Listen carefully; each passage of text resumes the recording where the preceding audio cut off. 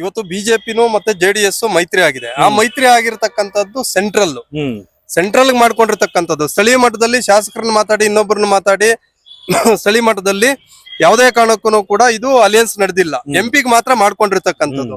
ಈಗೇನೋ ಮುಂದೆ ನಾವು ಏನೋ ವಿಧಾನಸಭೆಗೂ ಕೂಡ ನಾವು ಮೈತ್ರಿ ಮಾಡ್ಕೋತೀವಿ ಅಂತಕ್ಕಂಥ ಮಾತು ಕೇಳ್ಪಡ್ತಾ ಇದೀವಿ. ಬಟ್ ಇದರಿಂದ ನಾನು ಹೇಳೋದೇನಂದ್ರೆ ನಮ್ ಜೆಡಿಎಸ್ ಪಕ್ಷಕ್ಕಂತೂ ಯಾವುದೇ ರೀತಿಯಲ್ಲೂ ಕೂಡ ಉಪಯೋಗ ಆಗಲ್ಲ. ಯಾಕಂದ್ರೆ ಇವತ್ತು ನೀವು ಎಂಟೈರ್ ಆಲ್ ಇಂಡಿಯಾ ತಗೊಳ್ರಿ, ಎಲ್ಲಿ ಬಿಜೆಪಿ ಇರಲ್ವೋ ಅಲ್ಲಿ ಫಸ್ಟ್ ಕೈ ಹಾಕೋದೆ ಯಾವ ಪ್ರಾದೇಶಿಕ ಪಕ್ಷ ಇದೆ ಅದನ್ನ ಹೆಂಗ್ ತುಳಿಬೇಕು, ಹೆಂಗ್ ಮಟ್ಟ ಹಾಕ್ಬೇಕು, ಹೆಂಗ್ ಬೆಳೆಸ್ಕೋಬೇಕು, ಅದನ್ನ ಬೆಳೆಸ್ಕೊಂಡು ಅವ್ರ ಓಟ್ ನ ಹೆಂಗೆ ಇವಾಗ ಚಿಕ್ಕಬಳ್ಳಾಪುರದಲ್ಲೇ ಜೆಡಿಎಸ್ ವೋಟ್ ಬ್ಯಾಂಕ್ ಎಲ್ಲ ಬಿಜೆಪಿ ಆಗೋಗಿದೆ. ಹಂಗೆ ಈ ಕಡೆ ಎಲ್ಲಾನು ಎಂಟರ್ ಇವಾಗ ಏನು ಮೈಸೂರು ಕ್ಷೇತ್ರದಲ್ಲಿ ಇವ್ರು ಹೇಳ್ತಾ ಇದ್ರು ಜೆಡಿಎಸ್ ಪ್ರಬಲವಾಗಿದೆ ಅಂತ ಹೇಳ್ಬಿಟ್ಟು. ಒಂದ್ಸಾರಿ MP ಎಲೆಕ್ಷನ್ ಗೆ ಕೈ ಹೋದ್ಮೇಲೆ ಬೆಳ್ಳು ಆ ಬೆಳ್ಳ ಏನ್ ಮಾಡ್ತದೆ, ಬಿಡಪ್ಪ ಮನೇನ ಹಾಕಿದೀವಿ ಅಂತ ಹೇಳ್ಬಿಟ್ಟು ಇನ್ನೂ ಒಂದ್ಸಾರಿ ಕೂಡ ಹೋಗ್ಲಿ ಅಂತ ಹೇಳ್ಬಿಟ್ಟು ಹಾಕ್ಬಿಡ್ತಾರೆ. ಈ ರೀತಿ ಇವತ್ತು ಜೆಡಿಎಸ್ ಪಕ್ಷದ ಪರಿಸ್ಥಿತಿ ವಾಸ್ತವಾಂಶಗಳನ್ನ ಹೇಳ್ತಾ ಇದ್ದೀನಿ ನಾನು.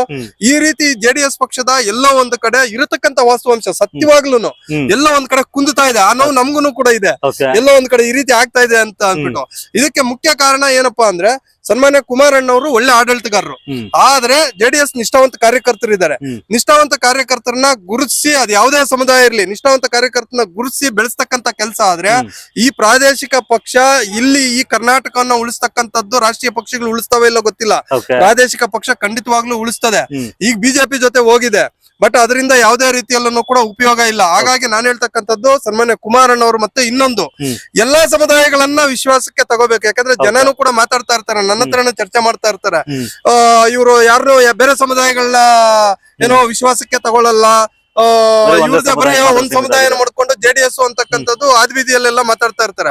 ಅದು ನಮಗೂ ಕೂಡ ಎಲ್ಲ ಒಂದು ಭಾಸ ಆಗ್ತದೆ. ಆದ್ರೆ ನಾವಂತೂ ಕುಮಾರಣ್ಣ ಅವರು ತುಂಬಾ ಹತ್ತಿರವಾಗಿದ್ದೆ, ಆ ರೀತಿ ನನ್ಗೆ ಕಾಣಿಸಿಲ್ಲ. ಬಟ್ ಜನ ಅಲ್ಲಿ ಮಾತಾಡ್ತಾ ಇದಾರೆ ಅಂದ್ರೆ ಅಲ್ಲಿ ನಿಜ ಇರ್ತದೆ.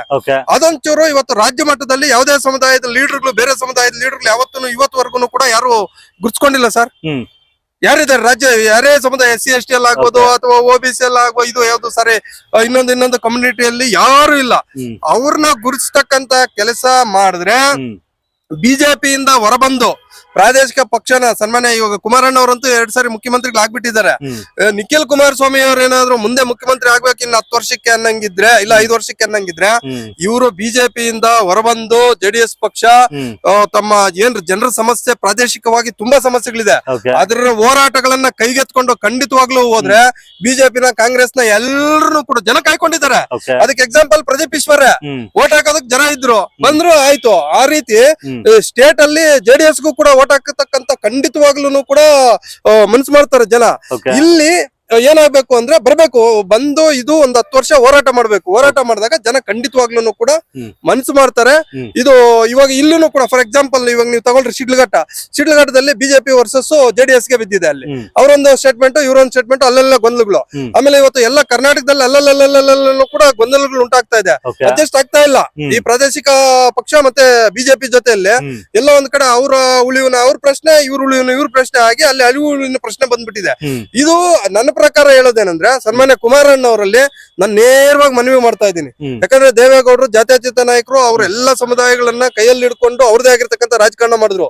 ಈಗ ಸನ್ಮಾನ್ಯ ಕುಮಾರಣ್ಣ ಅವರು ದಯವಿಟ್ಟು ಕೂಡ ನೀವು ಜನ ಏನ್ ಹೇಳ್ತಾರೋ ಜನಕ್ಕೆ ಬಿಟ್ಟು ನೀವು ಜನರನ್ನ ಒಂದು ಇದಕ್ ತಗೊಂಡು ಹೋಗ್ತಕ್ಕಂತ ಕೆಲಸ ಖಂಡಿತವಾಗ್ಲೂ ಮಾಡಿದ್ರೆ ಪ್ರಾದೇಶಿಕ ಪಕ್ಷ ಅಧಿಕಾರಕ್ಕೆ ಬರ್ತಕ್ಕಂತ ಕೆಲಸ ಇಲ್ಲ ಮುಂದಿನ ದಿನಗಳಲ್ಲಿ ಕುಮಾರಣ್ಣವರ ಆಗ್ಬೋದು ಅಥವಾ ನಿಖಿಲ್ ಅವರ ಆಗ್ಬೋದು ಮುಖ್ಯಮಂತ್ರಿ ಆಗ್ತಕ್ಕಂತ ಅವಕಾಶ ಸಿಗ್ತದೆ.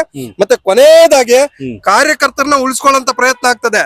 ಇದರಿಂದ ಏನಾಗ್ತದಂದ್ರೆ ಇವತ್ತು ಬಿಜೆಪಿ ಎಲ್ಲೆಲ್ಲಿ ಅಧಿಕಾರ ಮಾಡ್ತಾ ಎಲ್ಲ ತನ್ನ ವಶ ಮಾಡ್ಕೊಂಡ್ಬಿಟ್ಟಿದೆ. ಕರ್ನಾಟಕ ಒಂದನ್ನೇ ಉಳಿಸ್ಕೊಂಡಿರೋದು ಈ ಭಾಗದಲ್ಲಿ, ಅದನ್ನು ಇವಾಗ ಜೆಡಿಎಸ್ ಓಟು ಕನ್ವರ್ಟ್ ಮಾಡ್ಕೊಂತ ಇದೆ. ಅದ ಮುಂದೆ ಏನಾಗ್ತದೆ, ಇವತ್ತುವರೆಗೂ ಕೂಡ ಸ್ವಂತ ಮೆಜಾರಿಟಿ ಮೇಲೆ ಬಂದಿಲ್ಲ. ಮೆಜಾರಿಟಿ ಬಂದಿಲ್ಲ ಇವತ್ತುವರೆಗೂ. ಬಿಜೆಪಿ ಅವರು ಹೇಳಿದ್ರು ಮೆಜಾರಿಟಿ ಮ್ಯಾಂಡೇಟರಿ ಕೊಟ್ಟಿಲ್ಲ ಜನ ಅಂತ ಹೇಳ್ಬಿಟ್ಟು. ಇವರು ಏನಕ್ಕೆ ಜೆಡಿಎಸ್ ಜೊತೆ ಮ್ಯಾಂಡೇಟರಿ ಬರೋದಕ್ಕೆ ಇವತ್ತು ಜೊತೆಲೆ ಕುಡ್ಕೊಂಡಿರೋದು. ಇದನ್ನೊಂದು ಮೈಸೂರು ಭಾಗದಲ್ಲಿ ನಾವೊಂದು ಸ್ಟ್ರಾಂಗ್ ಆಗ್ಬಿಟ್ರೆ ಇವಾಗ, ಯಾಕಂದ್ರೆ ಮೈಸೂರಿಂದಾನೇ ಅವ್ರು ಇಷ್ಟು ಎಲೆಕ್ಷನ್ ಗಳು ಕೂಡ ಮೆಜಾರಿಟಿ ಬರ್ದಿರಾ ಮ್ಯಾಂಡೇಟರಿ ಬರ್ದಿರಾ ಆಗ್ತಾ ಇರೋದು. ಈ ಮೈಸೂರು ಭಾಗದಲ್ಲಿ ನಾವು ಜೆಡಿಎಸ್ ಓಟ್ನ ನಾವು ಕಿತ್ಕೊಂಡ್ಬಿಟ್ರೆ ಮುಂದೆ ನಾವೇ 40 ವರ್ಷ ನಾವೇ ಅಧಿಕಾರ ಮಾಡ್ಬೋದು ಅಂತ ಬಿಟ್ರೆ, ಇನ್ನೊಂದು ಜೆಡಿಎಸ್ ನ ಉದ್ಧಾರ ಮಾಡ್ಬೇಕು, ಬಿಜೆಪಿ ಅಥವಾ ಜೆಡಿಎಸ್ ಬೆಳೆಸ್ಬೇಕು, ನಮ್ಮ ರೀತಿ ಅವರು ಚೆನ್ನಾಗಿರ್ಲಿ ಅಂತಕ್ಕಂಥ ವಾತಾವರಣ ಖಂಡಿತವಾಗ್ಲೂ ಇಲ್ಲ, ಇದು ಜನರ ನಾಡಿ ಮಿಡ್ತ. ಅಲ್ಲ, ನೀವ್ ಹೇಳಿದಕ್ಕೆ ನಾನೊಂದು ಆಡ್ ಮಾಡ್ತೀನಿ. ಏನಕ್ಕೆ ಅಂದ್ರೆ JDS ಇನ್ನೇನ್ ಮುಳುಗೋಗುತ್ತೆ ಅಂತ ನೀವು ಏನೋ ಈಗ ಬಿಜೆಪಿ ಒಂದಿಗೆ ಮೈತ್ರಿ ಮಾಡ್ಕೊಂಡಿರೋದಕ್ಕೆ ಮುಳುಗೋಗುತ್ತೆ ಅಂತ. ಬಟ್ ನನ್ಗೊಂದು ಅನ್ಸುತ್ತೆ, ಯಾವಾಗ JDS ಮುಳುಗೋಗುತ್ತೆ ಅಂತ ಅನ್ಸುತ್ತೆ, ಇನ್ ಕೇಸ್ ಬಿಜೆಪಿ ಇಂದ ಮುಳುಗೋಗುತ್ತೆ ಅನ್ನೋದಾದ್ರೆ ಅವತ್ತಿಗೆ ಬಿಜೆಪಿಯನ್ನು ಬಿಟ್ಟು ಮತ್ತೆ ಕಾಂಗ್ರೆಸ್ ಜೊತೆ ಹೋಗ್ತಾರೆ, ಮತ್ತೆ ಅಲ್ಲಿ ಮುಖ್ಯಮಂತ್ರಿಯಾಗಿ ಮತ್ತೆ ಪಕ್ಷವನ್ನ ಅವರು ಬಲಿಷ್ಠಗೊಳಿಸ್ತಾರೆ ಅಂತ ನನಗೆ ಅನ್ಸುವಂತದ್ದು. ಯಾವಾಗ ಮುಳುಗುತ್ತೆ ಅಂತ